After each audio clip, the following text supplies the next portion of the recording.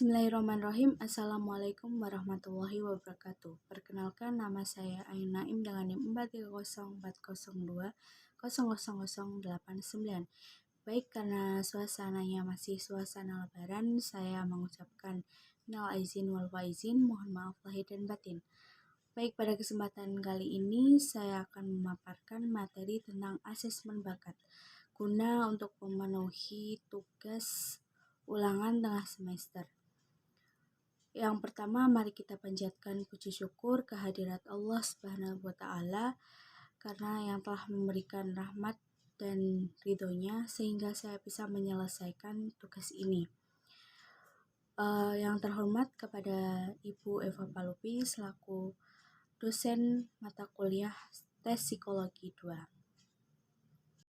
Pada kesempatan ini saya akan memaparkan beberapa poin, yaitu yang pertama pengertian bakat dan yang kedua faktor-faktor yang mempengaruhi perkembangan bakat, yang ketiga macam-macam teori bakat dan juga teori faktor, dan yang terakhir kita nanti akan membahas tentang instrumen pengukuran bakat atau macam-macam pengukuran bakat. Masuk poin pertama, yaitu pengertian bakat. Dalam istilah bahasa Inggris, bakat disebut sebagai talent. Pengertian bakat secara umum adalah suatu konsistensi karakteristik yang menunjukkan kapasitas seseorang untuk mengetahui, menguasai pengetahuan khusus dengan latihan, seperti kemampuan berbahasa Inggris dan kemampuan musikal. Dapat disimbolkan juga bakat sebagai suatu kondisi yang menunjukkan potensi seseorang untuk menunjukkan kecakapannya di bidang-bidang tertentu. Adapun pengertian bakat menurut beberapa ahli, yaitu yang pertama, William P. Michel, mengartikan bakat sebagai kemampuan individu untuk melakukan suatu tugas yang sedikit sekali tergantung pada latihan. Sedangkan Flanagan mengartikan bakat sebagai kemampuan yang bisa diartikan sebagai keberhasilan yang diprediksikan. Bakat menurut Fudayatarta tahun 2004 adalah suatu konsistensi karakteristik yang menunjukkan kapasitas seseorang untuk menguasai suatu pengetahuan khusus dengan latihan, keterampilan atau serangkaian respon yang terorganisir. Bakat adalah suatu kemampuan khusus yang berkembang secara istimewa atau menonjol. Bakat berbeda dengan kecerdasan, tetapi kecerdasan menjadi dasar untuk berkembangnya bakat. Kecerdasan dapat dipandang sebagai faktor umum dan bakat adalah faktor khusus. Selanjutnya, bakat menurut Ketut 2009. Bakat merupakan memperkenalkan suatu kondisi di mana menunjukkan potensi seseorang untuk mengembangkan kecakapannya dalam suatu bidang tertentu. Dan yang terakhir menurut Tejo Saputro tahun 2003, bakat adalah tingkat kemampuan yang tinggi yang berhasil dicapai seseorang dalam keterampilan tertentu. Menampilkan bakat diperlukan motivasi kuat yang disebut sebagai minat, yakni kebebasan seseorang memilih segala sesuatu yang dia sukai. Yang selanjutnya yaitu poin kedua, faktor-faktor yang mempengaruhi perkembangan bakat. Faktor yang mempengaruhi perkembangan bakat ada dua, yaitu faktor internal dan faktor eksternal. Di antaranya yaitu faktor internal meliputi faktor kematangan fisik atau kedewasaan biologis. Kematangan juga terjadi dalam segi mental psikologisnya. Artinya bahwa makin orang mencapai kematangan fisiknya dan mental, maka bakatnya juga akan mengalami perkembangan. Dan yang kedua, faktor eksternal yang meliputi lingkungan dan pengalaman. Lingkungan yang baik akan menunjukkan perkembangan bakat-bakat yang ada pada individu yang bersangkutan. Jika lingkungannya baik, maka anak tersebut akan berkembang baik juga. Bakat anak juga dapat dipengaruhi dari beberapa faktor, tidak hanya faktor internal dan eksternal saja, tetapi juga faktor genetik. kita dapat mulai mengenali faktor otak yang lebih dominan pada anak. Misalnya bahasa, angka, analisa, logika, urutan, hitungan, dan detail itu adalah dari otak kiri.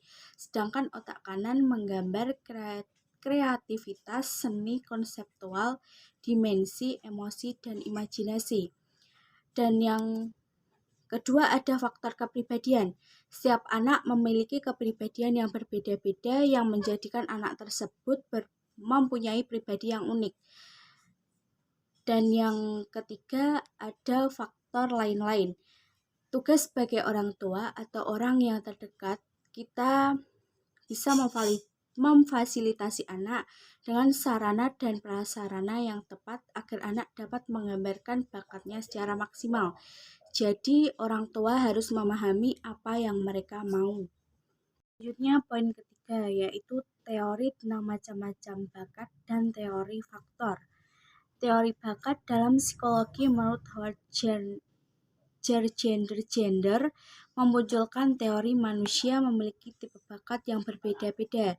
Di antaranya adalah yang pertama, teori bakat bahasa atau linguistik adalah bakat yang mengelola kata dan bahasa. Yang kedua, teori bakat logika atau matematik adalah bakat yang menggunakan logika, terutama terkait dengan matematika.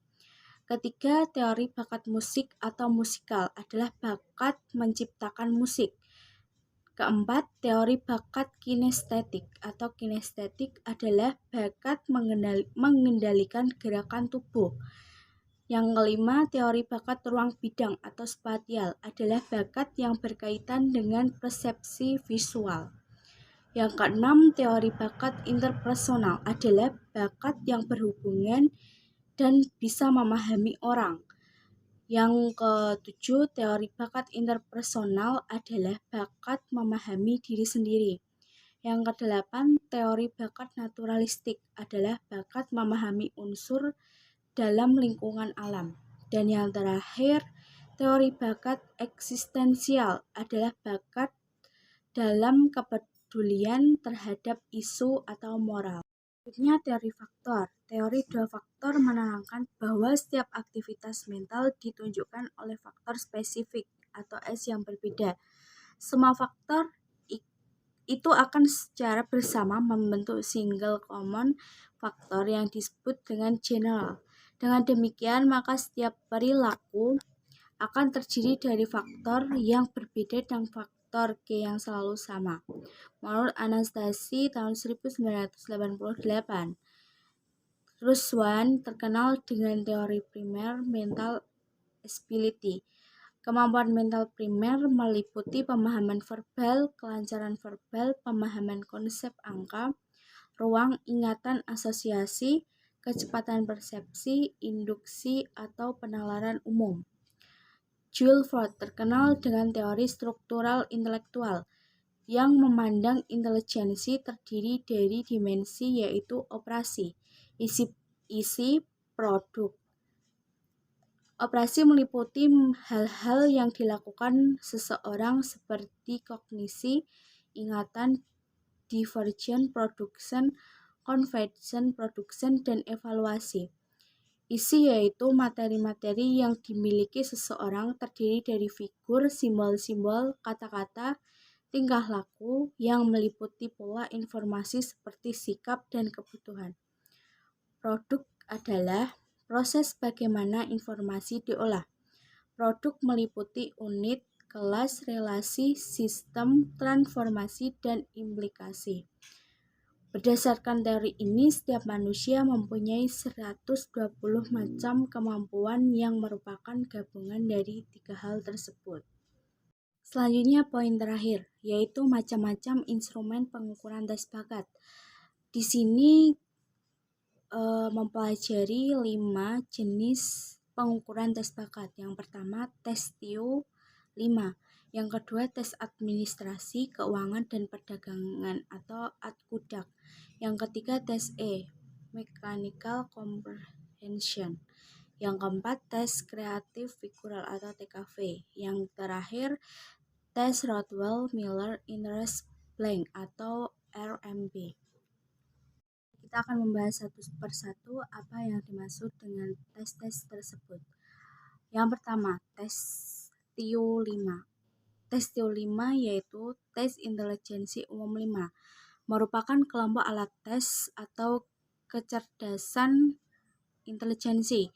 Tes ini dikembangkan oleh tim psikologi UI. Tes ini terdiri atas satu kertas bolak-balik.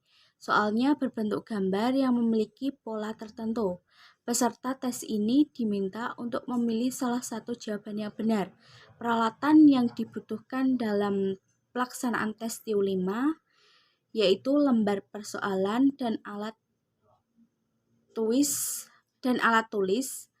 atau pengukur waktu atau stopwatch. Dalam pengerjaan tes TIO 5 ini menggunakan instruksi 5 menit dan pengerjaan 8 menit. Aspek yang diungkap dalam tes TIO 5 ini yaitu untuk meningkatkan kecerdasan atau inteligensi umum, yaitu kemampuan memahami informasi, berpikir dan memecahkan masalah, dan juga kemampuan analisis sintese, yaitu kemampuan mengurai permasalahan yang dihadapi serta menghubungkan satu masalah dengan yang lain sehingga mampu menarik suatu kesimpulan. Pada tes ini logika berpikir, yaitu kemampuan penalaran atau kemampuan berpikir logis untuk mencari kebenaran yang sesuai dengan fakta yang ada. Fleksibilitas berpikir, yaitu kemampuan untuk menggunakan cara baru dan menggunakan sudut pandang dari tidak kaku dalam menerapkan persepsi pribadi. Instruksi pada tes ini, tugas peserta adalah melihat pola perubahan. Selanjutnya, instruksi diberikan sebagaimana yang ada pada lembar kerja TIO 5. Yang kedua, tes ADKUDAK atau Administrasi Keuangan dan Perdagangan, merupakan materi tes bakat yang dibuat khusus secara lokal untuk mengukur kemampuan di bidang administrasi, keuangan, dan perdagangan. Tes ini banyak dibagi sebagai indikator untuk tujuan seleksi di bidang administrasi, keuangan, dan perdagangan, dan sejenisnya dalam penjurusan siswa-siswi SMA atau SMK, maupun pemilihan jurusan kuliah, terutama di bidang ekonomi maupun ilmu sosial lainnya. Saat ini tes ADKUDAK dikembangkan sejak tahun 1967 oleh Bagian Kejuruan dan Perusahaan yang saat ini bernama Bagian Psikologi dan Organisasi atau PIO, Fakultas Psikologi Universitas Indonesia. Tes ADKUDAK terdiri dari 5 subtes yang dapat diadministrasikan secara terpisah ataupun tidak berurutan sesuai nomor subtesnya. Dengan demikian, subtes tes ADKUDAK dapat dipilih sesuai dengan keperluan. Masing-masing subtes memiliki batasan waktu pengerjaan berkisar 5-6 menit. Kelengkapan pelaksanaan tes ADKUDAK yaitu manual atau pedoman tes, buku soal ADKUDAK, lembar jawab, dan pengukuran waktu atau stopwatch. ADKUDAK 1 terdiri dari 150 pasang pernyataan. Dalam subtes ini tidak diberikan contoh soal, waktu pengerjaan, instruksi 5 menit, dan pengerjaan soal 5 menit. Aspek yang diukur dalam tes ADKUDAK 1 yaitu kemampuan diskriminasi atau membedakan secara umum. Kedua, kecepatan dan ketelitian. Dan yang terakhir, kemampuan beradaptasi. Instruksi pada tes ini akan menjumpai 150 pasang nama.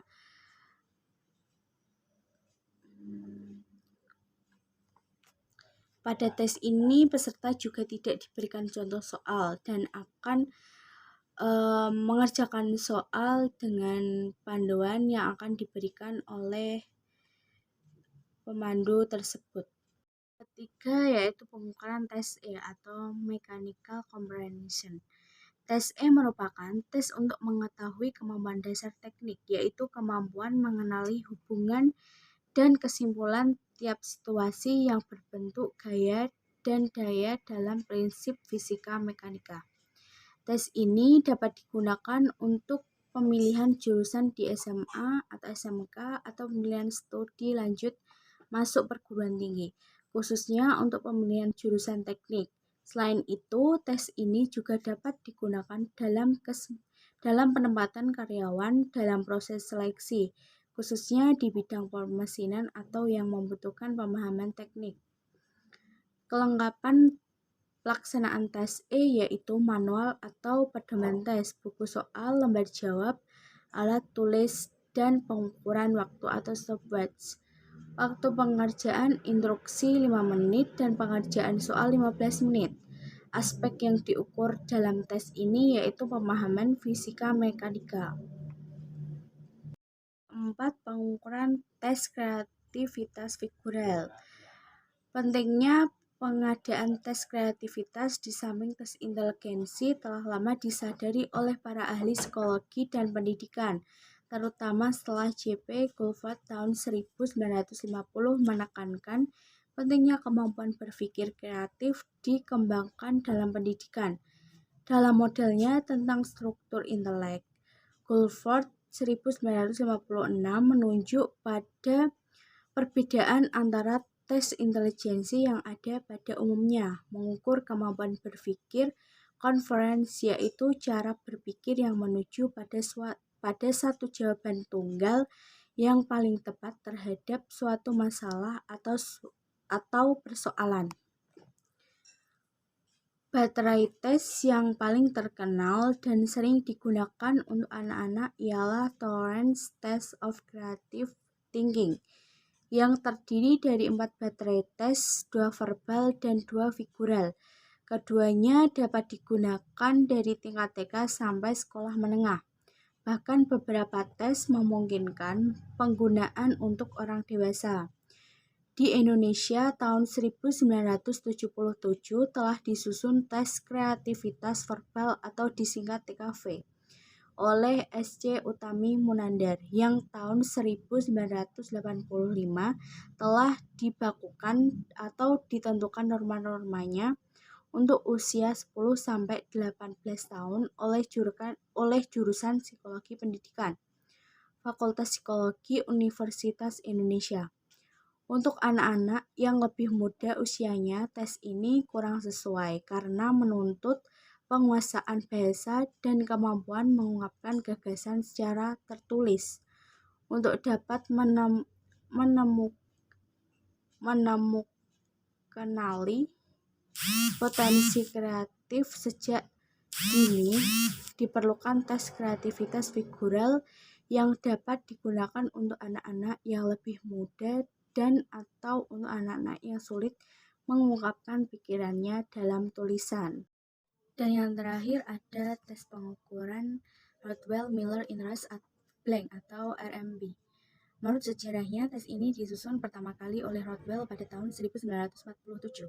Saat itu, tes tersebut hanya memiliki 9 jenis kategori dari jenis-jenis pekerjaan yang ada. Kemudian pada tahun 1958, tes diperluas menjadi 12 kategori oleh Gunnar Miller. Sejak saat itu, tes minat ini dinamakan tes minat Rodwell-Miller. Tes ini disusun dengan tujuan untuk mengukur minat seseorang berdasarkan sikap seseorang terhadap suatu pekerjaan. Selain itu juga berdasarkan atas ide-ide stereotip terhadap pekerjaan yang bersangkutan. Kegunaan tes ini digunakan untuk memahami ketertarikan individu terhadap suatu pekerjaan atau kecenderungan minat suatu pekerjaan. Tes ini terdiri dari suatu formulir atau belangko yang berisi suatu daftar pekerjaan yang disusun menjadi 9 kelompok dengan kode huruf dari A sampai dengan I, dan dibedakan antara pria atau laki-laki dan wanita atau perempuan. Masing-masing kelompok, yakni A sampai dengan I, terdiri dari 12 jenis pekerjaan yang masing-masing memiliki kategori pekerjaan tertentu. Tes Rodwell-Miller dapat diberikan kepada testi secara perseorangan maupun klasikal atau kelompok. Instruksi biasanya sudah terdapat dalam formulir atau belangko, sehingga bagi testi yang sudah dewasa dapat diinstruksikan untuk membaca sendiri, kecuali untuk orang dewasa dengan inteligensi rendah atau CAL normal. Bagi testi DAL normal atau dianggap diragukan kemampuannya untuk memahami instruksi tes yang tertulis sehingga perlu diberikan beberapa contoh untuk dapat mengerjakan dengan tepat. Bahkan kadang masih harus dilengkapi dengan memeriksa pekerjaannya setiap saat untuk mencegah kemungkinan berbuat kesalahan. Waktu pengerjaan instruksi 5 menit dan pengerjaan tidak dibatasi waktu. Hanya saja peserta tes dimotivasi untuk mengerjakan secara spontan, biasanya dapat selesai 15 menit. Aspek yang diungkap pada tes ini sikap atau minat terhadap pekerjaan tertentu. Tes terdiri dari 12 jenis pekerjaan yang masing-masing memiliki kategori pekerjaan tertentu. Itu saja yang dapat saya sampaikan tentang pemaparan materi asesmen bakat. Jika ada salah kata dan masih banyak kekurangan, mohon maaf. Wassalamualaikum warahmatullahi wabarakatuh.